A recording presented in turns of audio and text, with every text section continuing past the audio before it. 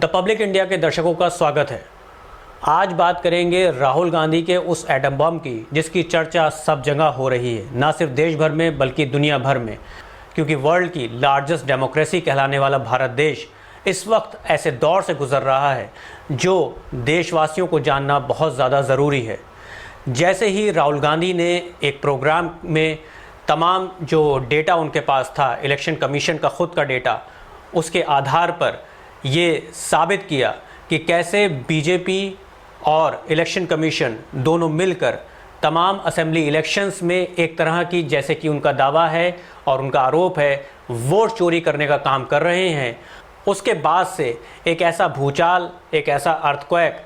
राजनीतिक गलियारों में छा गया और साथ ही साथ जो बीजेपी का गोदी मीडिया है उसमें सन्नाटा भी छाया रहा। राहुल गांधी ने प्रोग्राम में जो डेटा शो करते हुए ये बताया कि कैसे असेंबली इलेक्शंस में वोट की चोरी की गई। उसमें ख़ास तौर पे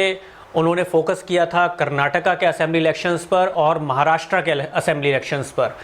महाराष्ट्र और कर्नाटका के असेंबली इलेक्शंस में उन्होंने बताया कि किस तरीके से करोड़ों के वोटर्स चोरी हुए या फेक वोटर्स के ज़रिए बीजेपी को फ़ायदा पहुंचाने की कोशिश की गई। उन्होंने दावा किया कि हरियाणा में भी कुछ इसी तरीके से हुआ था और बिहार में भी ऐसा ही कुछ होने जा रहा है, क्योंकि वहाँ पर जो नई वोटर लिस्ट बनाने के नाम पर जिस तरीके से लाखों 65 लाख से ऊपर की तादाद में लोगों के नाम हटा दिए गए हैं और इलेक्शन कमीशन उसके ऊपर जवाब नहीं दे पा रहा है, तो उनकी ऐसी आशंका है कि बिहार में भी बहुत बड़ा खेल इसी तरीके से होगा और वोट की चोरी की जाएगी। लेकिन राहुल गांधी का प्रोग्राम जैसे ही ख़त्म हुआ, बीजेपी ने फ़ौरन प्रेस कॉन्फ्रेंस करी और राहुल गांधी और कांग्रेस के आरोपों को झुटलाया और फ़ौरन इलेक्शन कमीशन एक्टिव हुआ। इलेक्शन कमीशन ने फ़ौरन फैक्ट चेक किया, जैसा कि वो आजकल बहुत कर रहे हैं, और फैक्ट चेक के ज़रिए फ़ौरन बोला कि राहुल गांधी ने जो कहा है वो सब मिसलीडिंग है, बिल्कुल बेसलेस है, उसमें कोई भी आंकड़े और तथ्य नहीं है।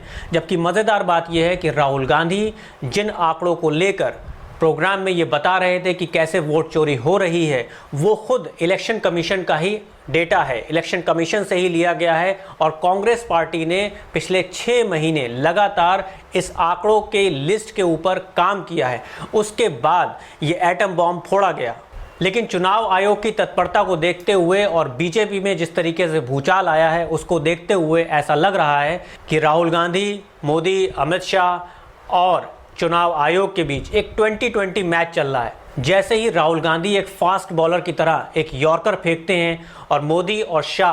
क्लीन बोल्ड हो जाते हैं, तभी चुनाव आयोग फौरन उस यॉर्कर बॉल को नो बॉल कह देता है और कभी कभी तो वाइड बॉल भी कह देता है। और जनता ये सब देख रही है कि कैसे ये लगातार होता चला आ रहा है। आप देखिए कि जैसे ही राहुल गांधी का जो प्रोग्राम था वो ख़त्म हुआ, उसके फ़ौरन बाद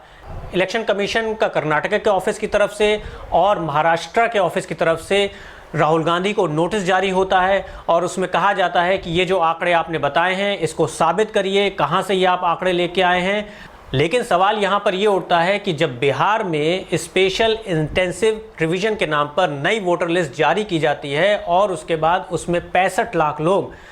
गायब हो जाते हैं, उनके नाम वहां से हटा दिए जाते हैं, और इस पर जब वहां की विपक्षी पार्टीज, तेजस्वी यादव की पार्टी और राहुल गांधी कांग्रेस की तरफ से जब सवाल होते हैं चुनाव आयोग से कि ये 65 लाख लोग कौन हैं, उनके नामों की लिस्ट जारी की जाए, वजह बताई जाए कि एग्जैक्टली किस तरीके से ये नई वोटर लिस्ट जारी की गई है, तब चुनाव आयोग के पास कोई जवाब नहीं होता है। राहुल गांधी ने अपने एटम बम में ये साबित किया है चुनाव आयोग के आंकड़ों से ही कि किस किस तरीके से वोट की चोरी की गई, चाहे उसे आप वोट की चोरी कह लीजिए या एक तरीके की डकैती कह लीजिए। राहुल गांधी ने आंकड़ों के ज़रिए साबित करने की कोशिश की है कि कैसे फेक वोटर आईडी के ज़रिए या एक ही एड्रेस पर कई नामों के चढ़े होने के बावजूद या फिर फ़ोटो के मिसमैच होने के बावजूद, फॉर्म 6 का मिसयूज़ होने की वजह से, डुप्लीकेट वोटर आईडी कार्ड्स का इस्तेमाल करके, और भी कई इस तरह के कारण हैं जो राहुल गांधी ने गिनाए, जिसकी वजह से करोड़ों की तादाद में इन असेंबली इलेक्शंस में यानी महाराष्ट्र, कर्नाटका, ख़ास तौर पे इन 2 स्टेट्स को उन्होंने उजागर किया था कि कैसे यहाँ पर फर्जीवाड़ा हुआ, लाखों और करोड़ों वोटर्स ऐड किए गए, फर्जी वोटिंग हुई और बीजेपी को इसका फ़ायदा पहुंचाने की पूरी तरीके से खुली खुली कोशिश की गई। आपको याद होगा, कुछ साल पहले की बात है, प्रधानमंत्री नरेंद्र मोदी के ट्विटर अकाउंट पर मैं भी चौकीदार एक कैंपेन चला। तमाम जो बीजेपी के नेतागण हैं और बीजेपी के भक्तगण जितने भी हैं, सब ने अपने सोशल मीडिया अकाउंट में मैं भी चौकीदार लिखना शुरू कर दिया और ये दावा किया गया कि बीजेपी और मोदी जी ही देश के असली रक्षक हैं, यानी दुनिया का जो सबसे बड़ा लोकतंत्र है उसके रक्षक ये हैं, उसकी चौकीदारी कर रहे हैं। लेकिन राहुल गांधी के एटम बम के बाद साफ जाहिर है कि ये चौकीदारी नहीं, बल्कि चौकीदारी का सिलसिला जो है वो वोट चोरी की शक्ल में सामने आया है, जिस पर ना तो बीजेपी को जवाब देते बन रहा है और ना ही इलेक्शन कमीशन को। अभी रिपोर्ट्स भी आ रही हैं कि इलेक्शन कमीशन ने जो उनकी वेबसाइट पर वोटर लिस्ट होती है, ख़ासतौर से महाराष्ट्र, राजस्थान, मध्य प्रदेश और बिहार, इनकी जो वोटर लिस्ट की जो लिस्ट है उसको वहाँ से अभी हटा दिया है, वहाँ पर कोई एक्सेस नहीं कर सकता। तो सवाल ये है कि इलेक्शन कमीशन ऐसा क्यों कर रहा है? अगर इलेक्शन कमीशन के अपने आंकड़े मजबूत हैं, उसमें कोई हेराफेरी नहीं हुई है, तो इलेक्शन कमीशन ऐसा क्यों कर रहा है? अब इस पूरी कहानी में सबसे बड़ा जो अहम रोल है वो मीडिया का है।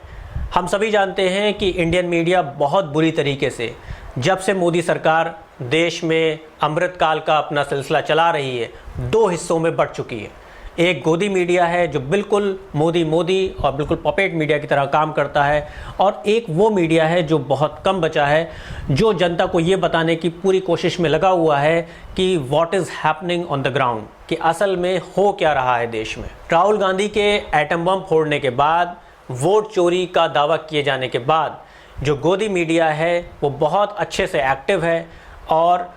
लगातार ये बताने की कोशिश कर रहा है कि राहुल गांधी ने जो बातें कही वो सब फिजूल की बातें हैं, क्योंकि इलेक्शन कमीशन ने फैक्ट चेक करके ये कह दिया है कि ये सब जो है वो भ्रामक है, इसका तथ्यों से कोई लेना देना नहीं है। और कहीं ना कहीं इससे पोलराइजेशन की कोशिश भी यही गोदी मीडिया, पपेट मीडिया कर रहा है। यही मीडिया है जो अक्सर वन नेशन वन इलेक्शन जो बीजेपी कहती रहती है, पुश करती रहती है लगातार, उसी नैरेटिव को आगे बढ़ाता है और कहता है कि देश में एक ही इलेक्शन होना चाहिए, एक ही बार का चुनाव अगर होगा तो जनता का पैसा बचेगा। तो इस तरीके से बीजेपी का जो राजनीतिक एजेंडा है उसको आगे बढ़ाने की कोशिश की जाती है। लेकिन अगर कांग्रेस और राहुल गांधी के वोट चोरी के दावे के मद्देनज़र ये देखा जाए, जो कि इलेक्शन कमीशन के आंकड़ों से ही काफ़ी हद तक साबित होते हुए दिख रहा है और कई सवालिया निशान लग रहे हैं,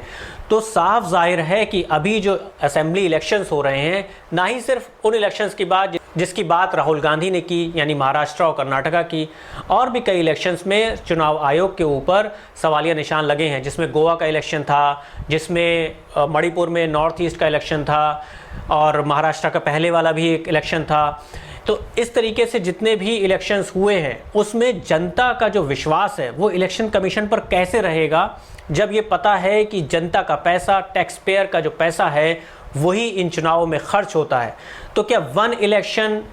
वन नेशन के नाम पर जो पूरा प्रोपेगेंडा चलाया जाता है, क्या उससे जनता का विश्वास चुनाव आयोग पे बढ़ जाएगा? राजनीतिक विशेषज्ञों की माने तो अगर अभी देश में चुनाव होते हैं तो बीजेपी बहुत ज़्यादा कमज़ोर दिखाई दे रही है। मोदी जी की जो छवि है वो इतनी ज़्यादा गिर गई है, सभी लोग जानते हैं कि किस तरीके से दावे किए जाते हैं और बाद में उनकी पोल खुल जाती है, और जो एक चुनाव आयोग का जिस तरीके से रोल होना चाहिए लोकतंत्र में, उसके ऊपर लोग अब सवाल उठा रहे हैं। राहुल गांधी अपने प्रोग्राम में जब इलेक्शन कमीशन का डेटा अपने हाथों में लिए हुए सब बता रहे थे कि किस तरीके से कर्नाटका, महाराष्ट्र और दूसरे राज्यों में धांधली हो रही है या आगे भी करने की कॉन्स्पिरेसी हो रही है, उस वक्त करोड़ों भारतीयों ने राहुल गांधी को सुना, सोशल मीडिया पर अपनी रिएक्शन दी, राहुल गांधी के सपोर्ट में आए और मोदी गवर्नमेंट की बहुत ज़्यादा आलोचना की। और चुनाव आयोग से सवाल किए जा रहे हैं कि आखिरकार चुनाव आयोग की ऐसी क्या मजबूरी है कि चुनाव आयोग ना तो कोई प्रेस कॉन्फ्रेंस करके राहुल गांधी के आरोपों का जवाब दे रहा है, और ये क्या बात है कि चुनाव आयोग वही भाषा बोल रहा है जो मोदी जी या बीजेपी की प्रेस कॉन्फ्रेंस में बीजेपी के तमाम नेता लगातार बोलते चले आ रहे हैं। गोदी मीडिया की बात करें तो वो लगातार जनता को एक मैसेज पहुंचाने में लगा रहता है कई सालों से कि विपक्ष जो है वो बहुत ज़्यादा कमज़ोर है। विपक्ष चूँकि कमज़ोर है इसलिए एंटी इनकम्बेंसी है और मोदी जी प्रधानमंत्री बने रहेंगे। एकमात्र मोदी जी ही हैं जो देश को संभाल सकते हैं। इकलौती बीजेपी ही पार्टी है जो देश के लिए हर तरीके से फिट है। लेकिन यही गोदी मीडिया भूल जाती है और बीजेपी भी भूली हुई है कि बीजेपी के जो फाउंडिंग मेंबर थे अटल बिहारी वाजपेयी, जब उनकी पार्टी विपक्ष में हुआ करती थी और कांग्रेस की सरकार हुआ करती थी, तब उनका एक भाषण था जो बहुत ज़्यादा वायरल हुआ, आज भी बहुत वायरल होता है, जिसमें उन्होंने एक कविता पढ़ी थी और उन्होंने कहा था कि सरकारें आएंगी जाएंगी लेकिन देश से समझौता नहीं करना चाहिए, लोकतंत्र से समझौता नहीं करना चाहिए। तो ज़रूरी नहीं कि तीसरी हैट्रिक है मोदी सरकार की तो अगली बार भी मोदी सरकार ही बने या बीजेपी ही सरकार बनाए। ये लोकतंत्र है और इस लोकतंत्र के लिए देश में तमाम कुर्बानियाँ हुई हैं। जब फ्रीडम स्ट्रगल चला तमाम फ्रीडम फाइटर्स ने कुर्बानियाँ दी। महात्मा गांधी का बहुत बड़ा रोल है, उनका और तमाम फ्रीडम फाइटर्स का जो सपना था उसी की वजह से यहाँ पर मास मूवमेंट खड़ा रहा, जन आंदोलन खड़ा रहा। और इस वक्त जो राजनीतिक हलचलों में हवा देखने को मिल रही है और पूरे देश में हवा देखने को मिल रही है, ख़ास तौर से तब जब राहुल गांधी एक विपक्षी नेता के तौर पर और हो सकता है अगले प्रधानमंत्री होने के चेहरे के तौर पर उभर रहे हैं। जनता का सपोर्ट राहुल गांधी को इस तरीके से मिल रहा है जो बीजेपी के लिए बहुत ज़्यादा चुभने वाला है और इसी वजह से एक खिसियानी बिल्ली की तरह बीजेपी के नेता और इनका गोदी मीडिया लगातार अपने प्राइम टाइम शोज़ में वही हिंदू मुसलमान वाला नैरेटिव, वही कम्युनल नैरेटिव और पाकिस्तान, आतंकवाद और इस तरह के मुद्दे जो अभी फ़िलहाल जो मुद्दा है उसको डाइवर्ट करने के लिए किए जाते हैं, वो लगातार जारी है। ये हम सब जानते हैं कि देश का जो फोर्थ पिलर है यानी कि मीडिया, उसका काफ़ी पोर्शन अब सड़ चुका है।